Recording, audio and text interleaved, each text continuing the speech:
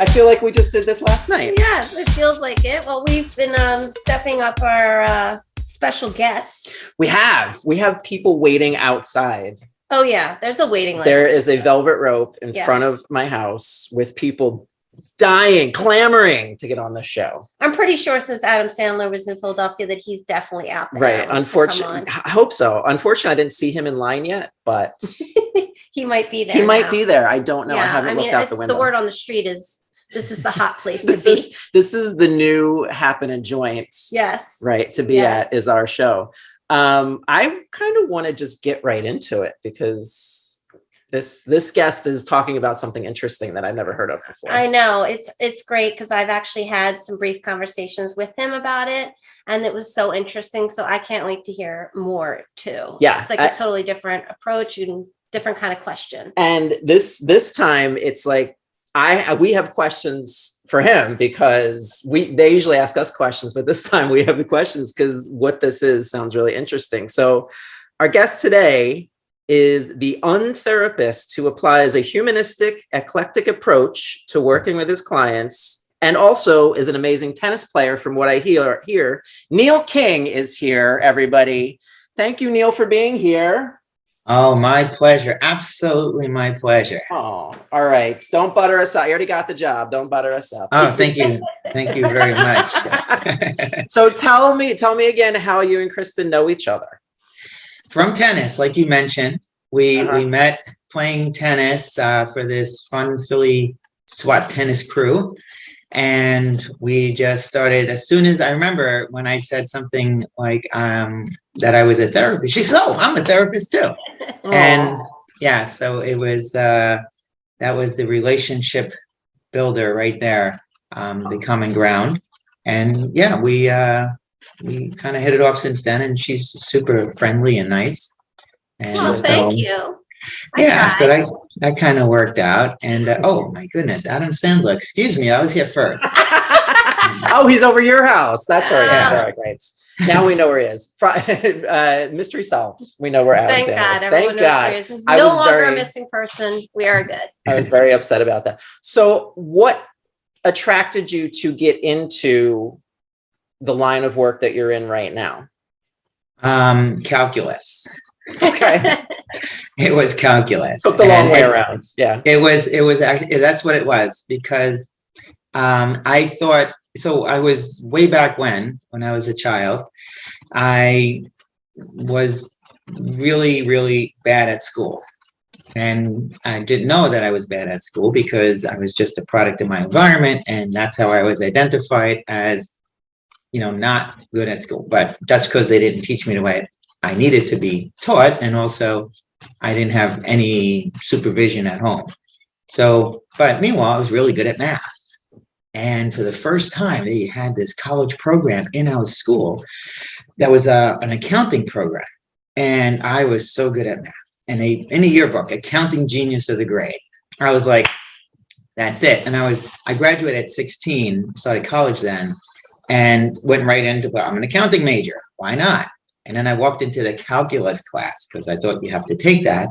And there was a bunch of scribble on the board. And it was, one of those kind of like, brilliant minds, Da Vinci Code scribbles. And so I was like, he said, solve for that. And I said, I don't know what that is. And it was like, well, then you can't be in this class. So I switched over to psychology and ended up pursuing that, which, so calculus had a lot to do with it. If it was an easy class, I might have been, just an accountant, I guess. Wow. Thank God for calculus, because now we have you in the world helping people. Yes. And then I definitely had no idea I was going to continue just going to college. No one in my family went to college. I was the youngest. And I started off and I was like, maybe I'll get into a community college, maybe with my grades and everything. And I went to a regular college. And then a friend of mine pulled some ropes to get me into a SUNY college, State University of New York at Oneonta, because you can do that back in the 80s. And so he literally worked for the, dean of admissions and went into the folder and just moved my name to the front. So it was as easy as that. And then I went there, and then from there, once I got in college, I was doing excellent. I got 3.8, 4.0 because it was me versus me. There was no noise around. It was just like, this is what I could do this. And then from there, my career advisor person said, you should go to graduate school. I'm like, graduate school? College was a big thing for somebody in my family, graduate school. So ended up going to Stony Brook and school of social welfare there. And it was all like, that was it. Then all of a sudden I was an actual person. Now you're an actual person. So the blurb you sent over about what you do and how you help people was very interesting. And I'm curious, what are some of the tools that you use to help your clients in your practice? So it's hard to explain, but in your introduction of the untherapist, I would say that I am the tool that I use, because there's connection. If there's no connection, there's no redirection. So that's, that rapport is real important for most of the clients. Sometimes you'll have someone come in there very staid and like, this is what I need, this is what I want. And that's fine. I have those tools as well. But mostly my job, and I let them know from day one, there's absolutely no difference between you sitting there and me sitting here. Everybody's got something. So there's no hierarchy here. There's nothing. This is, my job for you is to hopefully gain insights, but more importantly, internalize them and use them. So that's the hardest part. You can go CBT as much as you like, but if it's not in your hard drive for rehearsal and repetition, it's out the window. So how do you use what you need when you need it most?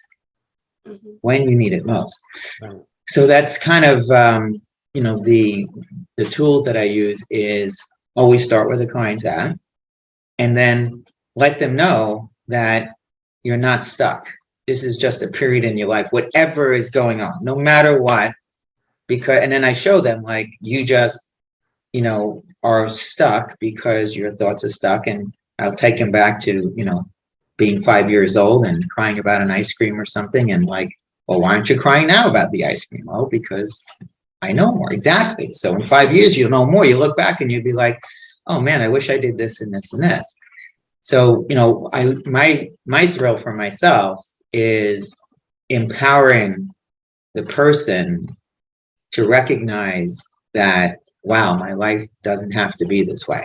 That there's so many, just as a human, there's options, just as a human. And we forget that, animals, can't do that, right? You can't have a lion, wake up in the morning in Africa and be like, I think I'm going to have a salad right now.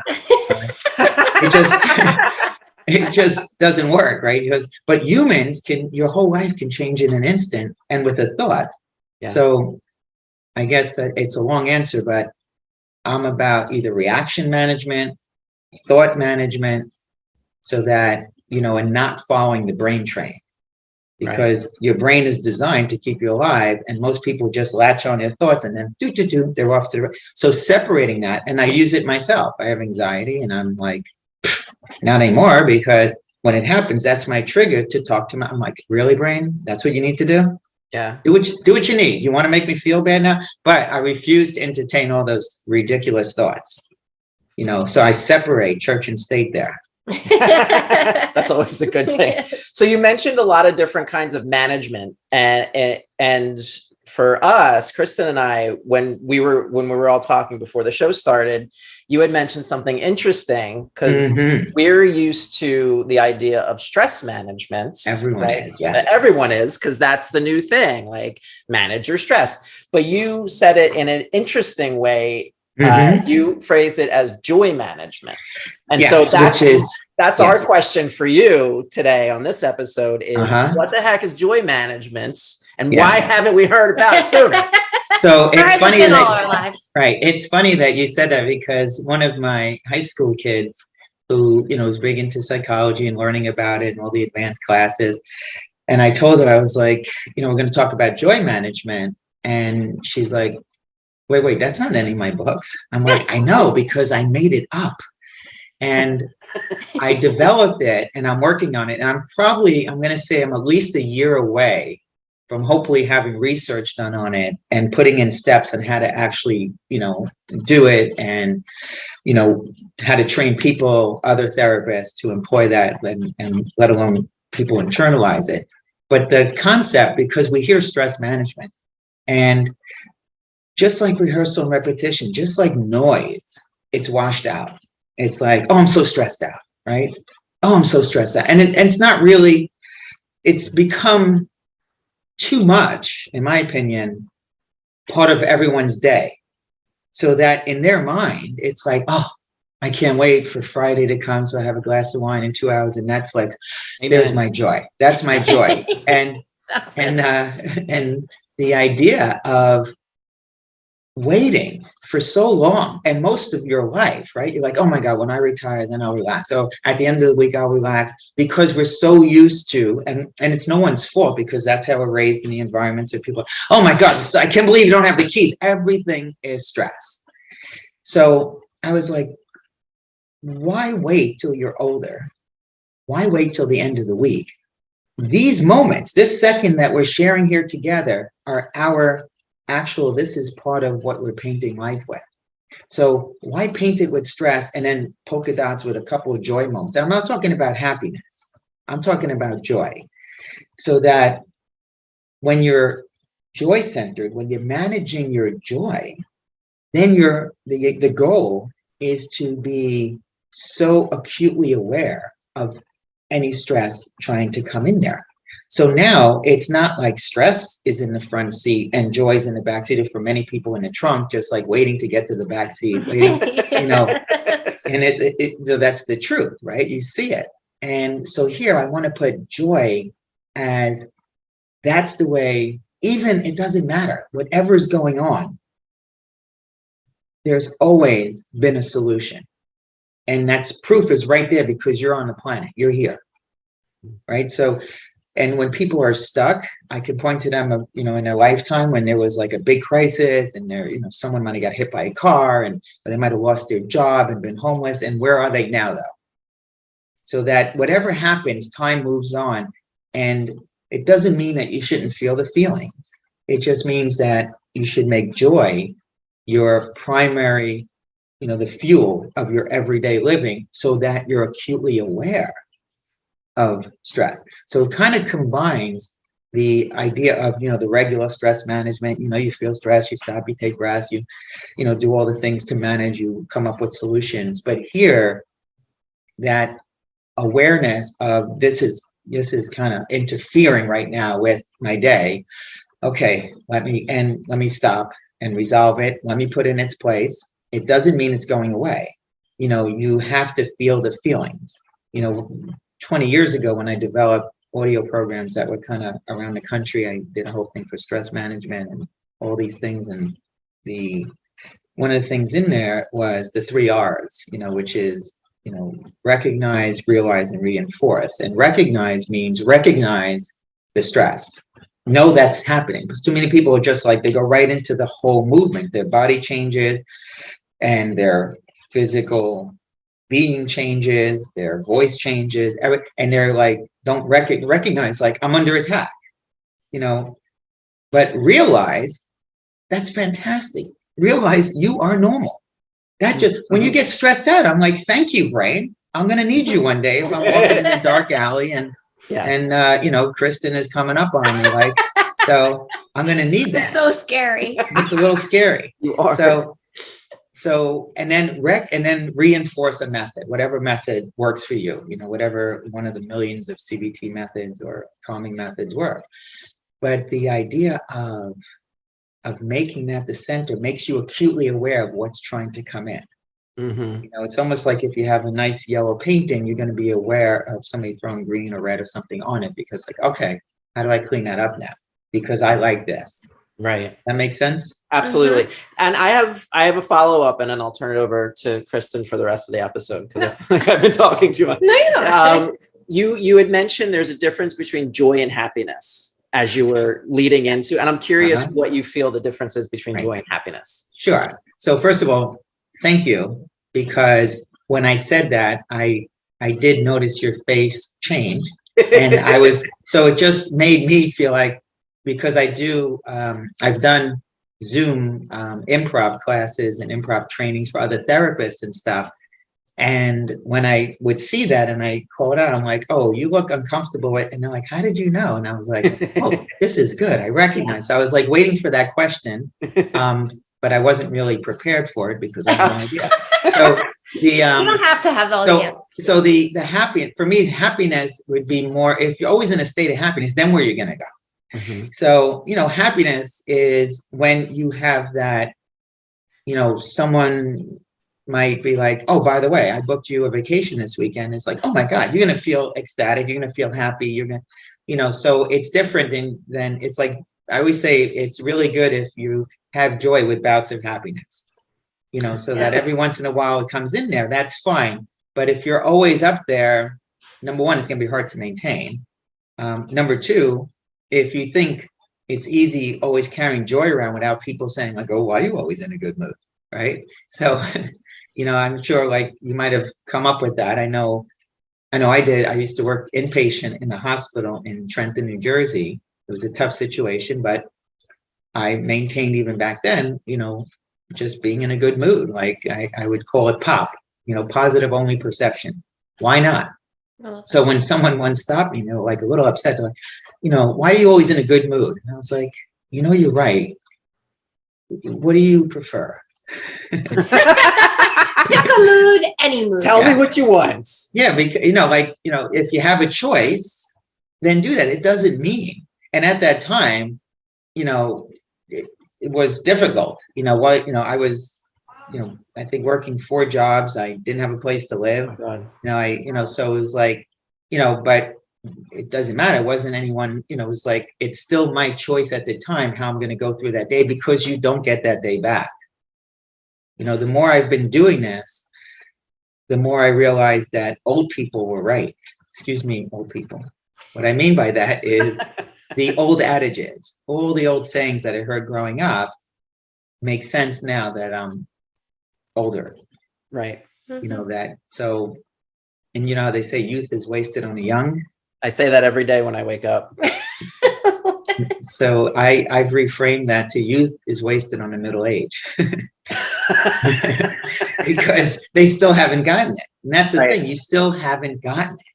And why? What are you waiting for?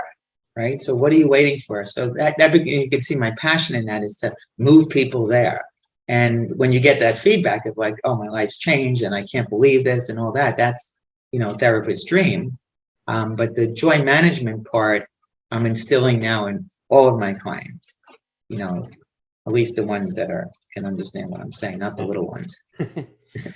I guess I just want to know a little bit about how you do that, because I really do love that. You have me thinking a lot about how I speak to my clients about being mindful and paying attention to when this negative emotion starts to present so that they can have an easier time coping with it, or pay attention to the negative talk and trying to challenge it. And I just love this concept of focusing more on joy than on the positive rather than the negative. So how can you give us a little bit about some of your secrets on how you kind of do that without getting too technical, I guess? Sure. So it's to develop that acute awareness that something's interfering with your joy.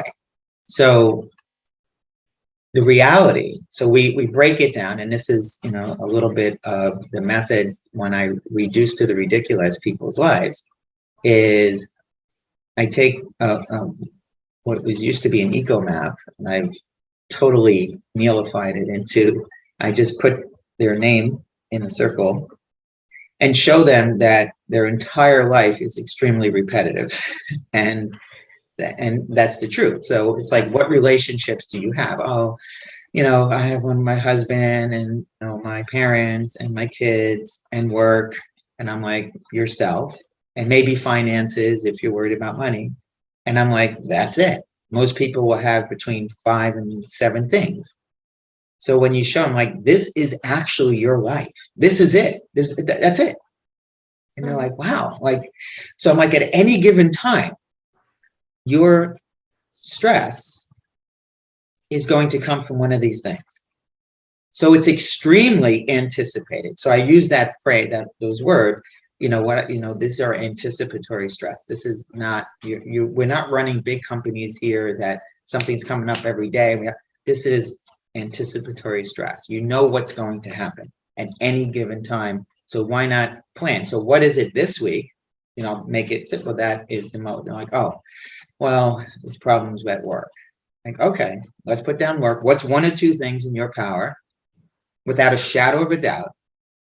And thinking is a activity that you can do that would make that challenge easier, because if you don't do it now, so it makes them really very acutely aware of what the problem is and what's going on. So then I'm like, okay, now let's get to the joy part, because with all these things going on, don't you believe that you should have a joyous day? Like, if you had to choose, let's choose this hand joyous day, this hand stressful day, right? Which one are you picking, Miyagi? Right? So it's like, so people are like, I'd rather have a joy. So why not? Well, you don't understand. Like, well, let's back it up. We just said, like, so this is what's happening. So if this and this was going on, then you would have a joyous day. Yeah, then it would be okay. So how long is it going to take you to change the mindset that these things are problems, challenges that are going to have solutions, which you've already done because you're here and you're still working? Mm-hmm. And then we break it down to like, did you have anything like this last year, last month, 2 years ago? Yeah, okay, you're still here. So the focus, the struggle mentality, it's a very big thing in joy management. The struggle mentality is so internalized from birth on for so many people, depending on the households they grew in, the competition that they may have felt growing up in school from peers and in society, and in just watching, how their parents or people manage, activities with stress, becomes everything's a struggle. Everything's a struggle. And it's not. Everything is a solution. Everything is a problem that has this. Every little challenge is a solution. Every big challenge is a solution, because you do that. You're going to end up going to solution. So what are you going to do? Are you going to, I always, use the example with people, like, you wake up in the morning, you get all dressed, you're going to go to work.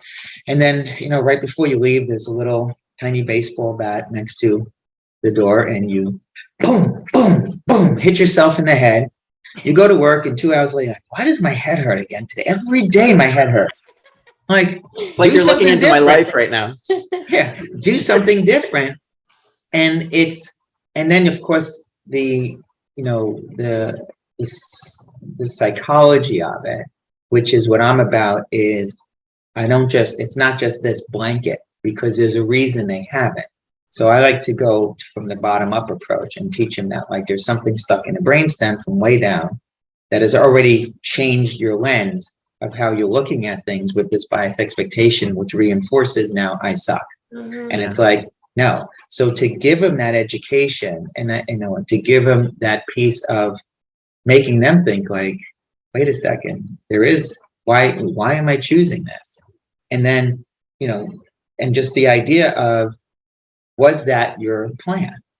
Yeah. So when you were, a kid, is that your plan to grow up and be like, I can't wait to be stressed out adult? That's what my diary says. I have dear diary. I was stressed again today. Yes.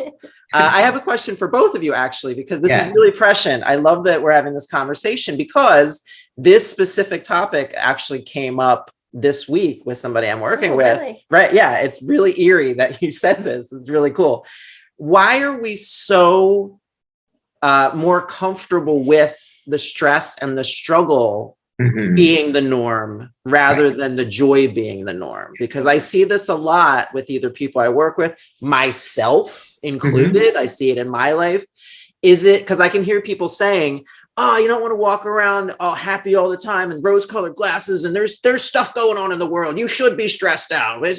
So I'm curious to hear what you both think about, why do we accept stress being the norm rather than joy being the norm? Go ahead, Kristin. I have to go first. Damn.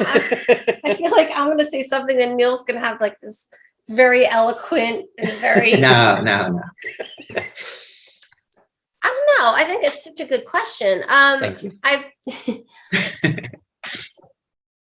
I think that we have a really hard time being present and noting and enjoying those joyous moments, to take Neal's words, and those just happy times and what's positive.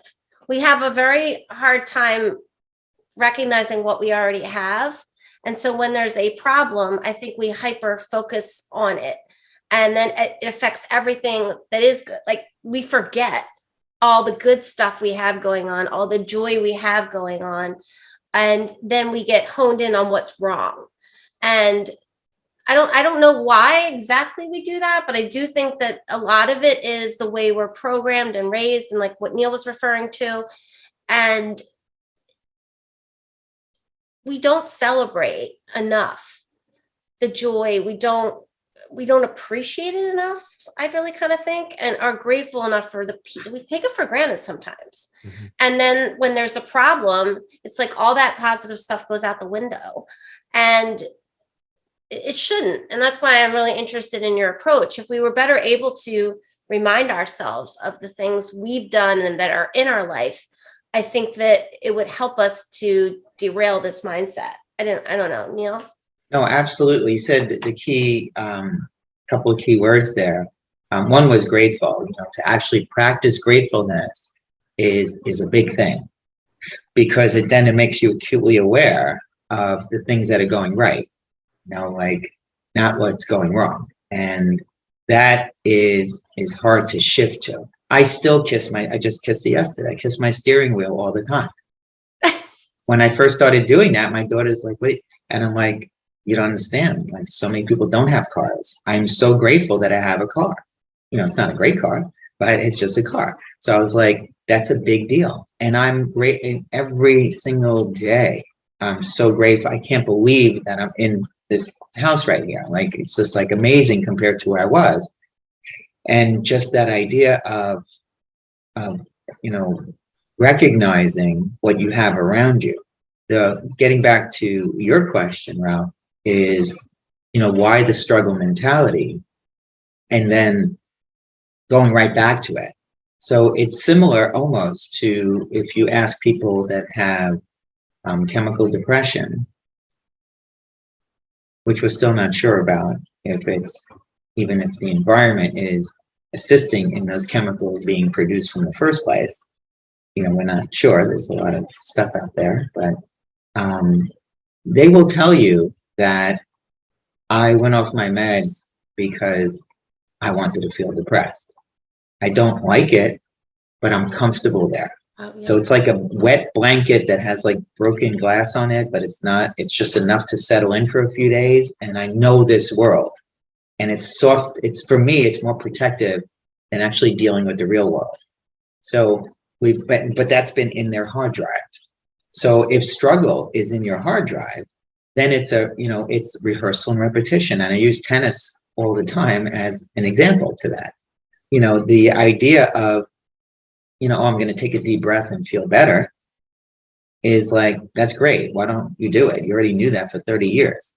It's because you haven't done it enough to make it part of your hardware, part of your brain, to build those neural pathways that are now new ones. So we have to work hard in extinguishing the old way. So that's, I'll have clients where, I say, text me as soon as you exercise.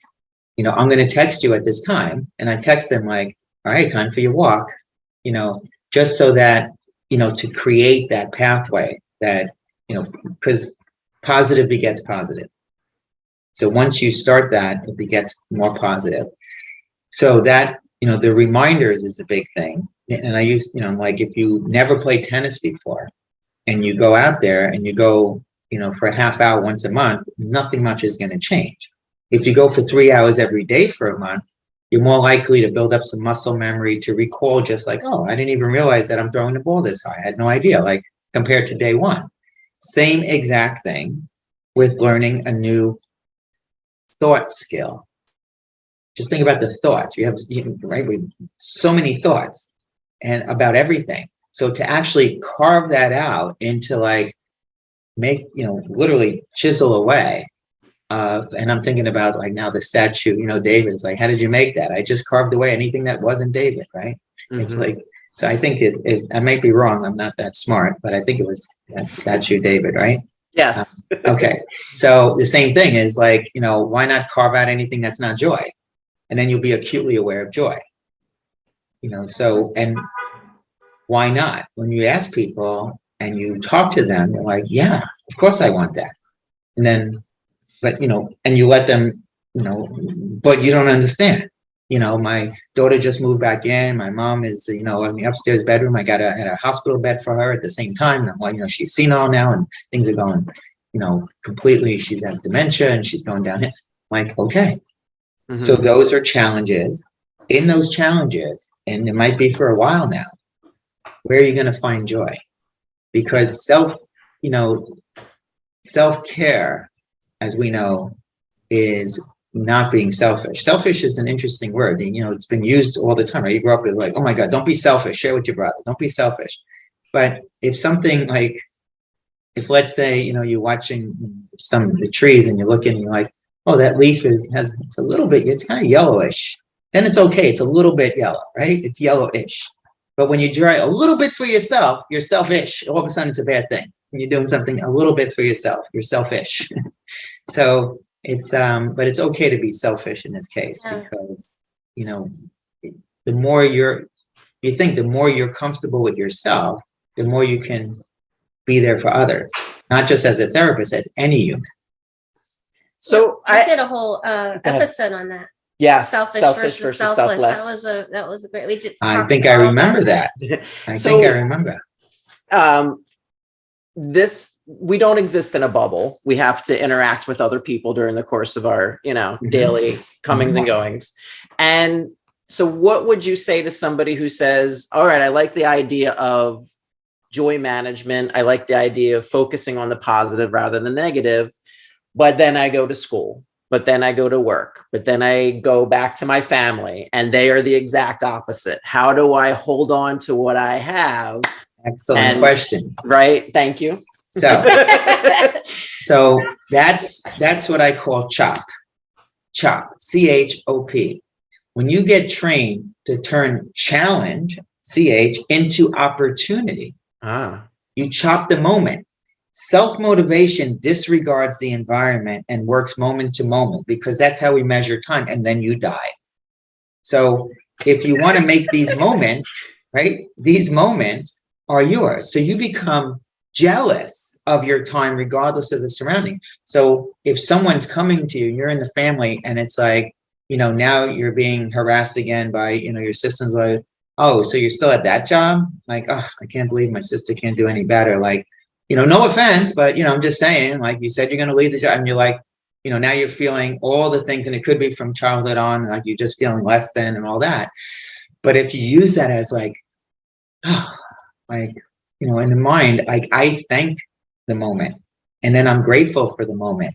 But that's the trigger. So when I call myself a stress ninja, when you're a stress ninja, then you're looking for that to be the platform to spring into self-care, to spring into managing your mood.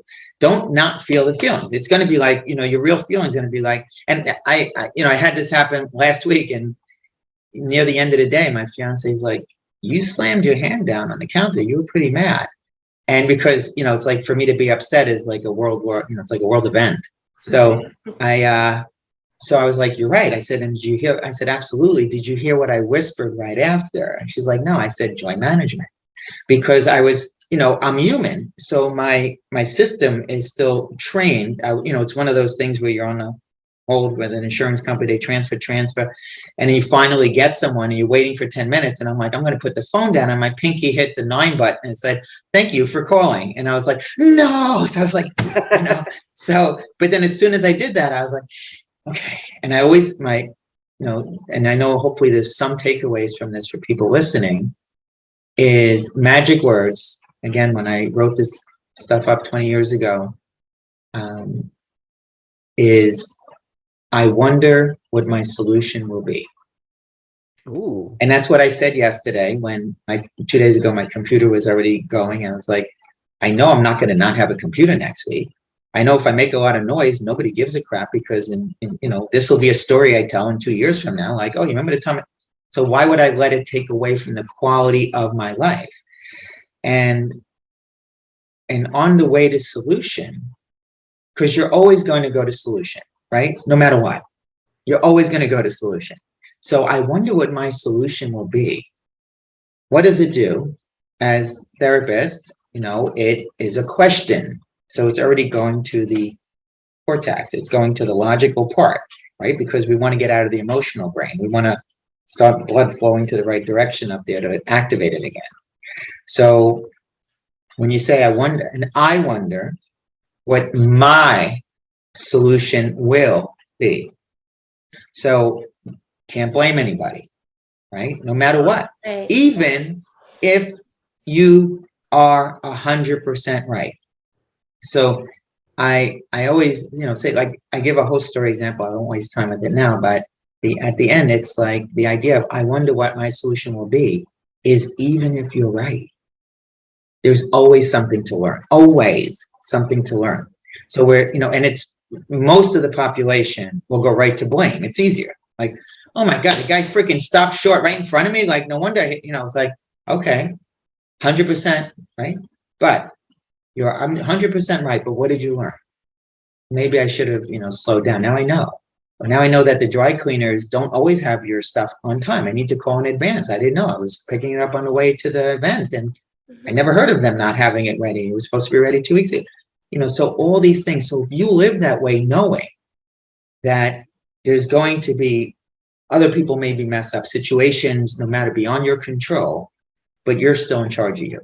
And that there's always going to be a solution. So if you start right away going to the solution, you're kind of managing your joy, because the stress part would have taken you a lot of different ways, possibly painful, possibly hurtful, possibly saying things to other people. And then you would have been at the solution anyway. And nobody gives a crap. That's what I tell my clients right away. First thing I tell them is like, nobody really cares about you, just so you know. But Might as well hear it now from me. There's a caveat in there, is because really nobody cares. They think that the whole world's watching, but it's just a handful of people, just those people. So, so the idea of I wonder what my solution will be, going straight to solution, starting a solution, and anticipating, that work is an easy one, right? There's going to be work stress. So I have a whole bunch of great stuff for that. It's fantastic when I just turn it around on people. And I guess I'll share that as well. But that's a really cool tool. Remind me of that one. But the idea of being prepared that something bad's going to happen. So I use my car as an example. I'm like, no matter what, I'm probably going to have car trouble. Most people 4 times a year. Even if it's like a flat tire, a fender bender, something's going to happen. Mm-hmm. So when it happens, you're going to be like, oh, crap. And then immediately from like, I think that's the second time this year. Okay. I got 2 more to go. What do I have to do? Let me call the AA. Let me call this. Let me call a truck. Let me get a license, because that's it. It doesn't, this way I'm protecting my joy. I'm like, why would I let something bother me that I already know is going to happen? And I don't know how much more time we have, but I think till Tuesday. Till Tuesday. We're going to be on this call a while. Everybody settle in. No, we're getting close to. I think what's coming up for me is self-confidence. Because I'm just wondering because obviously when things happen that stress us out or try to ruin our day or whatever the case may be, there isn't always a solution. We don't always know the solution, because if something's stressing us out, we're going to take care of it so it no longer stresses us out. So, and then there's going to be lots of other situations where you may not know the solution on that day or the next day. So I guess what I'm wondering is, do you feel like that's a critical piece to effectively being able to implement joy management, is your confidence in yourself to be able to solve? Sounds to me, if I'm hearing it correctly, need to be there, because if someone doesn't trust themselves and doesn't trust their ability to operate in the world and take care of themselves and do the right thing, then I'm just wondering if they would have a really hard time with that part. Kristin, Yes, Neal. you're a brilliant therapist, Thank which you. is why in these steps is the confidence piece. Absolutely. Is, you'll find so many people walk around with the feeling I'm not good enough as I am. Mm-hmm. So their esteem is low. Now that is where we said the work starts. And so I start off with this to see, it's almost like I'm a big fan of behavioral experiments. I'm like, okay, go ahead and do this for this week. And I don't tell them that it's not like, if they can't do it, it's if they had trouble doing it, then we have something almost a direct arrow to what needs fixing. Yes. So this way and if they could do it, it's usually like, oh my God, that was great. Like nobody cared. I said hi in class and nobody cared. I was like, good, do it again, so, but the idea of first having that belief, that self-esteem. So there's this whole thing, I like this one handout module, like 9 modules to go through self-esteem. Even if you have good self, even if you have, it's going to teach you on how you created rules and assumptions on the world and how your bias expectation keeps that going. Mm-hmm. So we have to do the basic psychological pieces, the CBT, the thought challenging, but then the self-esteem part is generally, I'll take them down to a touchstone event. And that's where the training comes in for EMDR, that I do the eye movement desensitization reprocessing, because it teaches you about touchstone, because neurons that fire together wire together. Mm-hmm. So if someone is stuck there, we have to challenge that a little bit, bring them up to date so they can be like, I'm worthy of the joy management. I deserve this. This is okay. I always say self-confidence, self-esteem, right? So it's literally assigned by you, right? You have, an orange shirt on, people can see that, they can't see an esteem, right? So you walk into the self-esteem shop and the lady's like, hey, we just got some platinum and gold self-esteem today. I wish there was. It's fantastic. And everything is free. And immediately you're looking behind it, you're like, what's that old box there that says, tattered and going to be thrown out? Oh, those are really low, bad self-esteems. Those are the ones that, I'll take 2 of those, please, right? So you are assigning it to yourself. So we challenge that, to do certain things with the experiment to get the feedback that I told you nobody cares. Right. Yeah. I love that. So, but that's a good point. You have to build a foundation first, but sometimes start where the client's at. If they already have that, then they might just need a little bit. Mm-hmm. Yeah. Wow. I have so many more questions, but we're coming towards the end of the show. This is it? That was it. Well, we're almost done, but I would love to have more conversations with you, because I think this is fascinating. Right, I do too. If anybody listening wants to connect with you and have a conversation about this, how can they do that? Well, I've stumped him finally. I have to check with my agent. Hey, Adam, did you call the agent? Let him know that. So they could always reach me, I guess, email. Okay.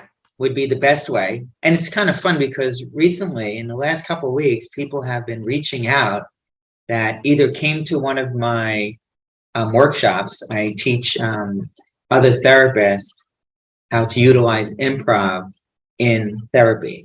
Love that. And it's fantastic. I just used it yesterday. I use it all the time, like with couples, families, and then I do workshops for resiliency through UCLA. So I've done that the last 2 summers, which was really cool, which is just like, and I just did it Friday, last Friday I did it for the military, created forces. So they're therapists that are helping people, just needed a break and stuff. So that was a lot of fun.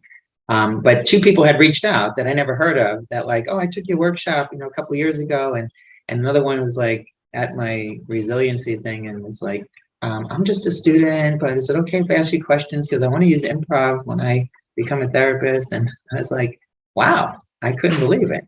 That made me feel like 5 feet tall. That was good. Yeah. I love short jokes. I'm like the last one to know it's raining. So, but but my daughter, thank goodness, is good with that. She's we'll put it this way, she could still play handball off the curb.